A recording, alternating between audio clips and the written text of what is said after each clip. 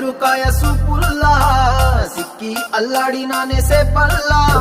పసిడి పచ్చాని అరసేతుల్లా ధర పోస్తా ప్రాణాలు తానే అడగాల సీతా